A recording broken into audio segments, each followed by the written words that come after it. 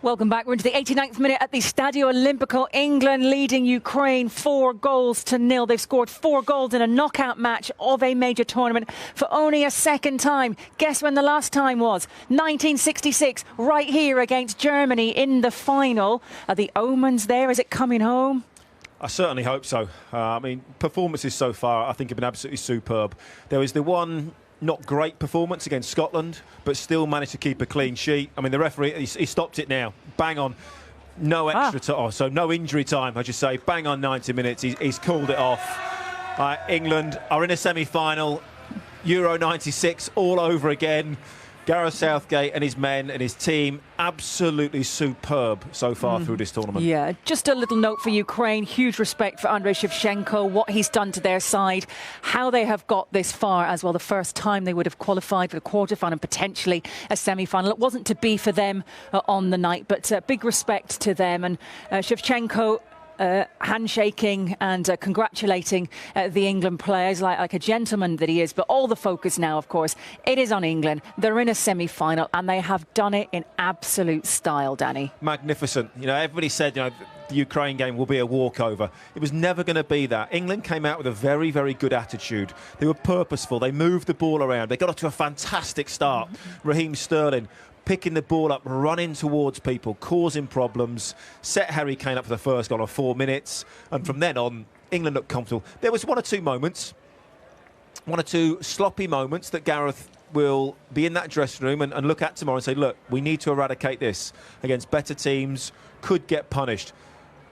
But it's hard to say anything bad about a 4-0 performance. It was absolutely magnificent. Came out after half-time. Set piece, great free kick delivery from Luke Shaw. Harry Maguire on the end of it, absolutely superb. Luke Shaw was brilliant down that left-hand side.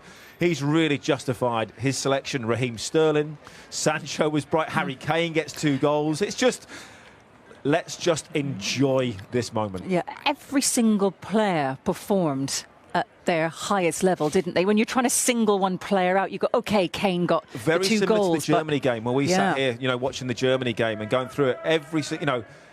Every player did their job, did exactly what you expected them to do. Another very good, mature, solid performance. Scored 4 goals. I'm sure there'll be some critics out there for whatever reason. No Jack Grealish, or didn't score 5, didn't score 6.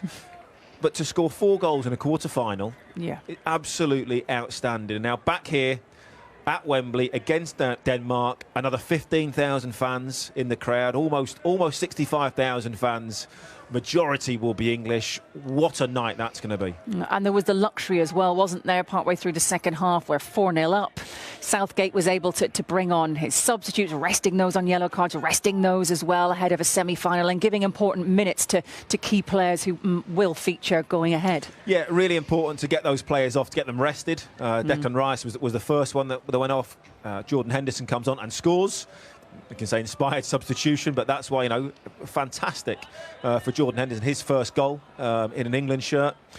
As you say, resting other players and also bringing players in. Calvert-Lewin was left out of the 23, remember, for a game.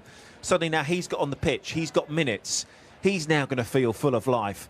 That will ramp up the spirits in training around the place. So, Gareth has managed this squad very, very well.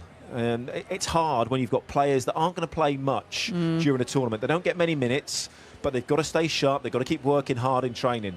The squad's been managed great.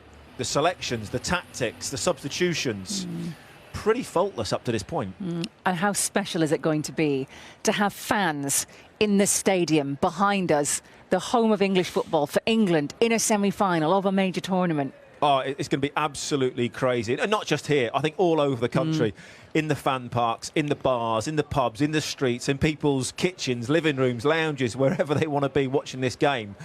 I think the nation will be absolutely glued to this. It will be incredible.